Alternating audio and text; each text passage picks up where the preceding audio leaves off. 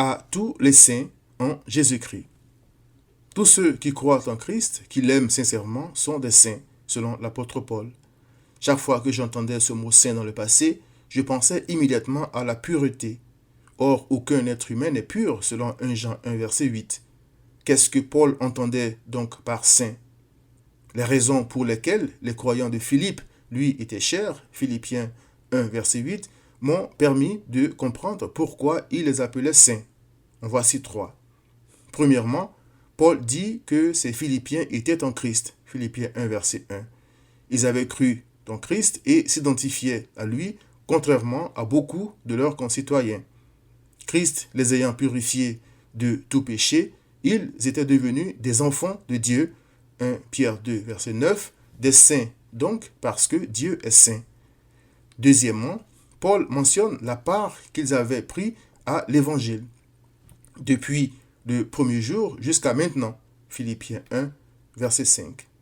Ils avaient demeuré dans la parole de Christ en l'étudiant, en la mettant en pratique et en la défendant. La parole de Christ agissait en eux. Ils ne marchaient plus selon le conseil des méchants, ne s'arrêtaient plus sur la voie des pécheurs et ne s'asseyaient plus en compagnie des moqueurs, mais trouvaient leur plaisir dans la parole de l'Éternel et la méditaient jour et nuit. Psaume 1, versets 1 à 2. Selon Paul, cela faisait d'eux des saints.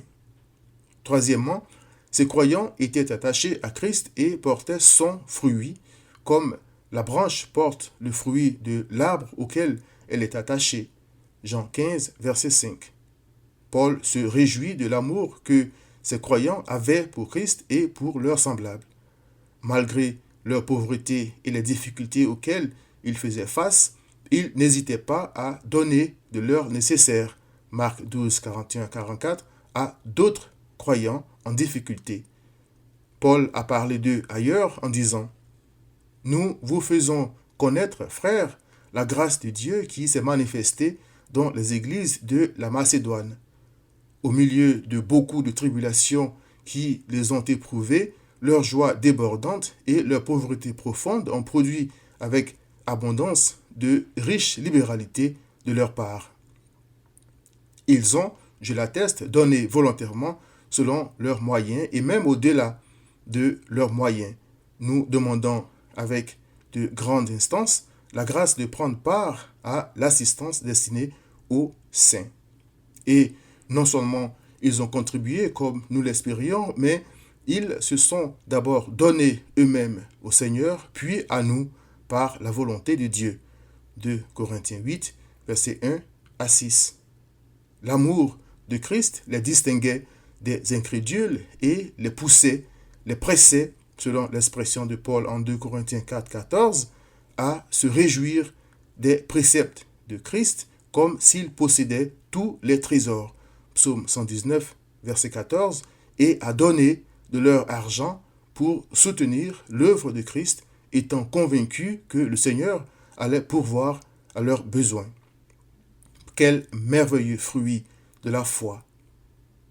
Ces 3 points, croire en Christ, demeurer dans sa parole et faire preuve d'amour sont, selon Paul, la preuve que Dieu est à l'œuvre dans la vie d'un pécheur.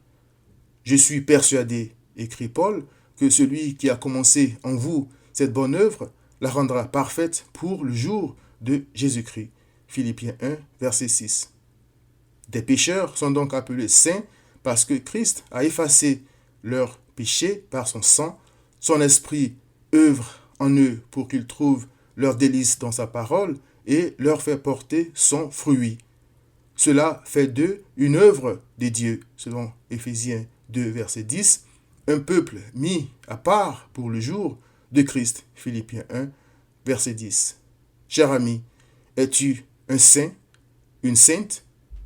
Viens à Christ.